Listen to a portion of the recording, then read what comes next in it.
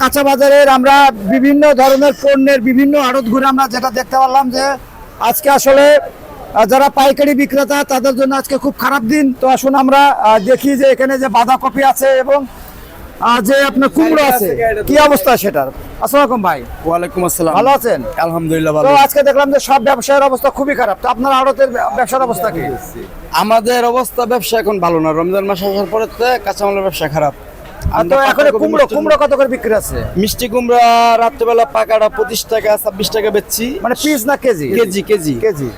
আর এখন মনে করেন যে কাস্টমার 15 টাকা কেজিও নেয় না, এরকম অবস্থা।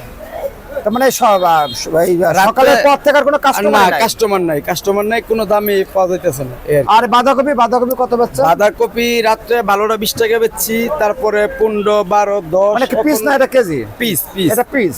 এখন 5 টাকা 6 টাকা যেভাবে বলতেছে বেঁচে গেলে শেষ করতেছে। আচ্ছা, আমরা তো রমজানের শুরুতে দেখলাম তরকারির দাম বেশি, জি, কিন্তু এখন এই যে এই রমজানের এই আজকের দিনে এসে দেখছি দাম কম।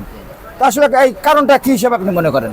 সবসময় রমজান আসলে কাঁচামালের দাম কমে যায়, মানে কাস্টমার থাকে না এরকম একটা, এই জন্য আর কি দাম কমে যায় আর কি।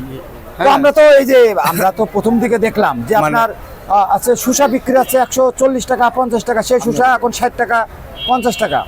এই যে লেবু, এই যে রমজানের শুরুতে দাম বৃদ্ধি, এই যে এখন আবার দাম কমে গেল, এটা কি কোনো সিন্ডিকেট ছিল বলে মনে করেন? লেবু শসা এগুলো সিন্ডিকেট না, এগুলো হচ্ছে আপনার প্রথম রোজার উপলক্ষে সবাই ধরে রাখে জিনিসগুলা, পরে যখন রোজা আসে তখন সবাই নিয়ে আসে। আচ্ছা, নিয়ে আসলে মনে করেন জিনিসটার দাম একটু বেশি হয়, কিন্তু 2-4 দিন যাওয়ার পর আবার আস্তে আস্তে কমে যায়। এই তো হিসাব। আচ্ছা, তাহলে প্রথমের দিকে জমায় রাখা হয়? প্রথমে জিনিসগুলো এরকমই গৃহস্থে রাখে যে রমজান আসলে বেচবো, একটু দূরে বেচবো, তখন গৃহস্থ পার্টিরা যখন কিনতে যায় তখন গৃহস্থ একটু দাম দূরে বেচে।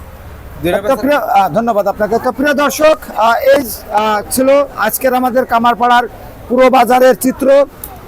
তো এই বাংলাদেশের বিভিন্ন বাজারের আপডেট খবর জানতে দৈনিক পূর্ব দিগন্তের সঙ্গে থাকুন। আর সঙ্গে আছে আমি সঞ্জিত কুমার দে। ধন্যবাদ।